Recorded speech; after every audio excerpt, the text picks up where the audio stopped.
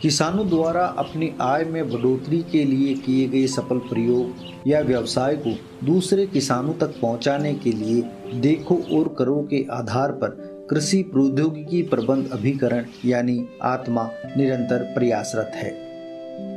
इसी कड़ी में अलवर जिले के एक प्रगतिशील किसान ने एपिस वेलिफेरा नामक मधुमक्खी का पालन कर कृषि व्यवसाय में नए आयाम स्थापित किए हैं। वैसे तो भारत में 5 प्रकार के मधुमक्खियों की प्रजाति पाई जाती है। इनमें यह है एपिस वेलिफेरा। ये बहुत शांत स्वभाव की होती हैं। इन्हें एक स्थान से दूसरे स्थान पर ले जाने में किसी प्रकार की कोई कठिनाई नहीं होती। एपिस वेलिफेरा मधुमक्खी अन्य मधुमक्खियों की तुलना में शहद का उत्पादन ज्यादा देती है। मादा मधुमक्खियों की आयु लगभग 60 से 65 दिन होती है। यह है रानी मक्खी। ये 2 वर्ष तक जीती है और प्रतिदिन 2000 तक अंडे देती है। ये आप देख रहे हैं, ये क्वीन है। एक पूरे बॉक्स के अंदर एक ही क्वीन होती है जो लगातार अंडे देती है। ये लगभग 2000 अंडे पर डे दे सकती है। और जब इसको पोलन की मात्रा, जब बाहर से पोलन ज़्यादा होता है और इसको रॉयल जेली ज़्यादा मिलती है तो ये ज़्यादा अंडे देती है। और ये लगभग 2 साल जीती है। ये मादा है। जो आपको मक्खियाँ दिख रही हैं ये भी मादा है, ये भी मादा है, लेकिन ये वयस्क मादा है और ये अवयस्क मादा है। इनको ये जो आपको मक्खियाँ दिख रही हैं इनको रॉयल जेली खाने को नहीं मिली, इसलिए ये 60 से 62 दिन जीती है। और इस क्वीन ने रॉयल जेली खाई है, ये इसलिए वयस्क मादा है। ये लगभग 2 साल जीती है, 2 से भी ज़्यादा जीती है। और इसके अंदर तीसरी चीज़ ड्रोन होते हैं, दिख रहा है ये ड्रोन है। ये थोड़ा मोटा होता है, चौकोर टाइप का होता है। ये केवल खाने के काम आता है और रानी को मैट का। ये अपना काम कर रही है, कोई अपना शहद रख रही है, कोई बच्चों को पाल रही है, कोई पोलन ला रही है, कोई अलग अलग सबके अपने अपने काम है। तो ये आप देख रहे हैं, इसमें छोटे छोटे अंडे भी हैं, पोलन भी है। एक इस छत्ते के अंदर ऊपर की तरफ शहद भरा होता है, फिर शहद से थोड़ा जस्ट नीचे पोलन भरती है मधुमक्खियाँ। नीचे ये सब ब्रूडिंग है, अंडा, लार्वा और सेल्स। तो ये मधुमक्खी का पूरा छत्ता है जो छत्ता मोम का बनाती है। और मोम इसके जो एक फिक्स उम्र है, उस उम्र में इनके मोमी ग्रंथि शरीर पेट में तैयार होती है और उससे मोम तैयार होता है। मधुमक्खी के एक बॉक्स से वर्ष भर में 50 किलो तक शहद उत्पादन लिया जा सकता है। साथ ही 2 किलो तक मोम, 3 से 4 किलो पराग और सबसे कीमती चीज जिसे रॉयल जेली व बीमेन के नाम से जाना जाता है, इनकी बाजार में काफी मांग रहती है। आज हम ऐसे किसान जिन्होंने अपने कार्यों से एक मिसाल पैदा की है।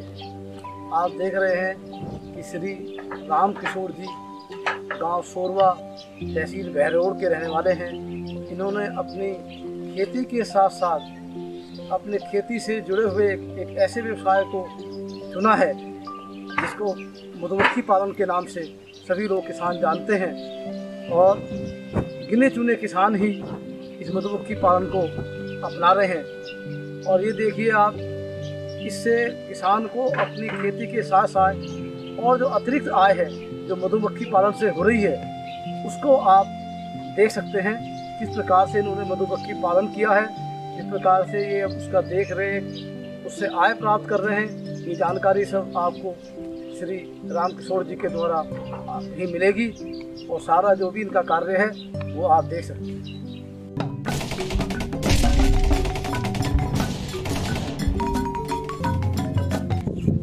नमस्कार किसान भाइयों, मैं राम किशोर यादव, सोरवा गांव निवासी एक किसान जो परंपरागत खेती करता था और उसमें मुझे कोई खास बेनिफिट नहीं मिलता था। मेहनत बहुत ज़्यादा लगती थी और आउटपुट उसका कुछ नहीं था, लाभ के 3 पाल। तो कहीं से मुझे जानकारी मिली, एक मैंने मैगजीन पढ़ी थी, उसमें उद्यमिता विकास नाम से कोई मैगजीन थी जिसमें मधुमक्खी पालन के ऊपर बहुत कुछ लिखा हुआ था, बहुत प्रॉफिटेबल बिजनेस बताया गया था उसको। तो मैं सोच रहा था कि यार मैं इसको कैसे करूं, कहां से करूं। मुझे पता ही नहीं था कि ये बी कीपिंग होती क्या है, कहां से मिलेगी। दिखती कैसी, मैं तो केवल जो पेड़ों पे जो मधुमक्खियाँ लगती थी वही जानता था। तो एक दिन राकेश जी मेरे से संपर्क हुआ, राकेश यादव जो हॉर्टिकल्चर ऑफिस अलवर रहते थे डिपार्टमेंट में, तो उनसे संपर्क हुआ तो वो बोले कि यार ट्रेनिंग है इस दिन की, आप आइए ट्रेनिंग ले लीजिए। तो मैंने वो ट्रेनिंग ली तो मेरे संपर्क में आ गए, हम संपर्क में हो गए आपस में एक दूसरे के, और धीरे धीरे करके और मैंने ट्रेनिंग ले ली। ऐसे ही कुछ दिन हुए थे कि एक हिमाचल प्रदेश से एक बी कीपर घूमता फिरता कहीं से दिख गया मुझे, उसको मैं मेरे गांव में ले आया। उसके साथ मैंने प्रैक्टिकल ज्ञान लिया, और प्रैक्टिकल ज्ञान लेकर के उसने भी मेरे को मोटिवेट किया कि यार इसमें अच्छा प्रॉफिट है।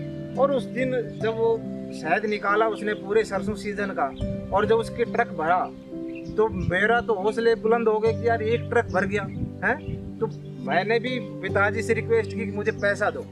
पैसे पिताजी ने देने से बोले नहीं यार ये कीड़े मकोड़े हैं, ये मैं नहीं देता, ये उड़ जाएंगी, ये है वो है। मैं 2 साल इंतजार करता रहा, यार पिताजी तो नहीं दे रहे पैसे, क्या करें।